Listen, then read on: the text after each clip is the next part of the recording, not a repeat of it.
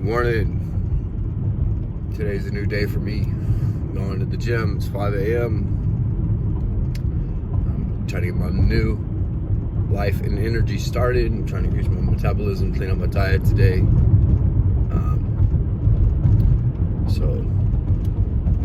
Anyway, I want to talk about GOAT conversation. I just read a comment about Jon Jones, the GOAT.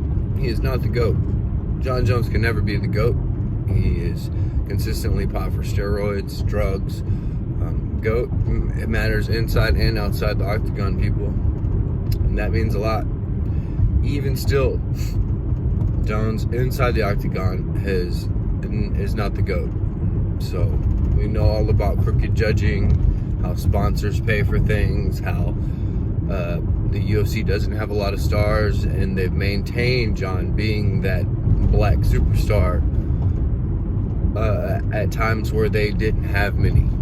Like, it was just him and Ronda Rousey at one point in time until Conor came. So he's not the GOAT. He's not even close to the GOAT. He lost to Gus 1. He got DQ'd against Matt Hamill, which is a DQ. I get it. But I understand it's Joe Rogan that constantly makes that argument for him because he's a prolific abuser of steroids.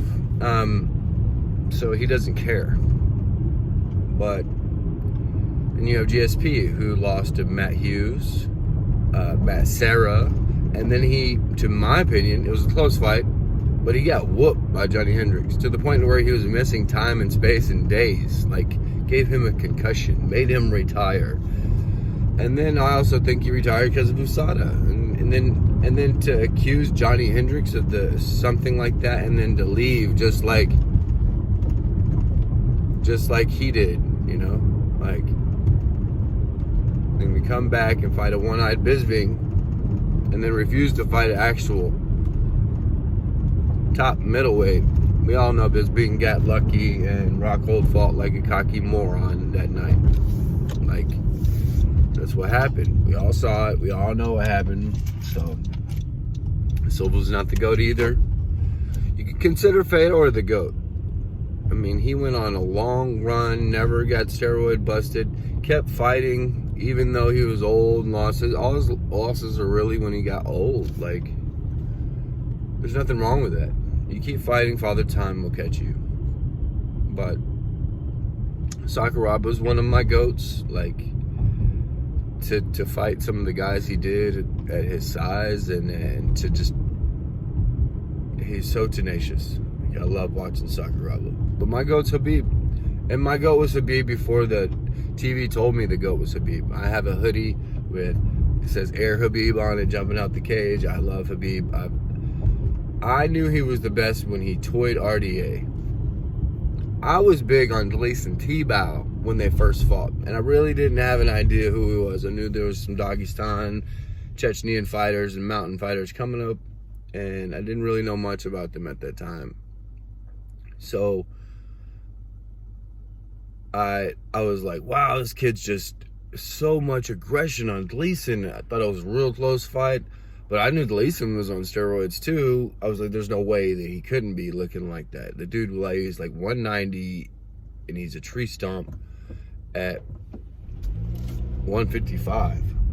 So, and he had the perfect game plan. He didn't let Khabib connect his hands.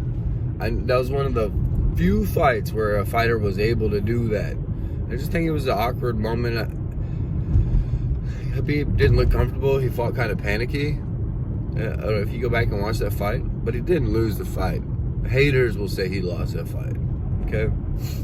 He actually won the striking exchanges and lost the grappling exchanges.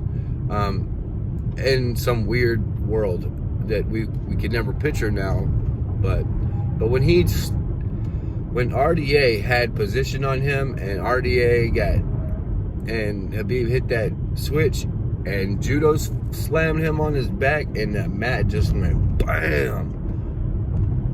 I was like, oh shit, this dude is the truth.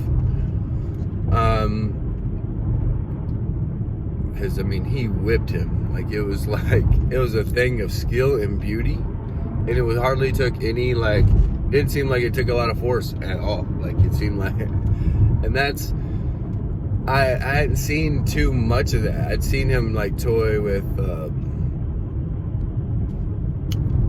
who's the NCAA All-American that he slammed 22 times. I can't even remember him now.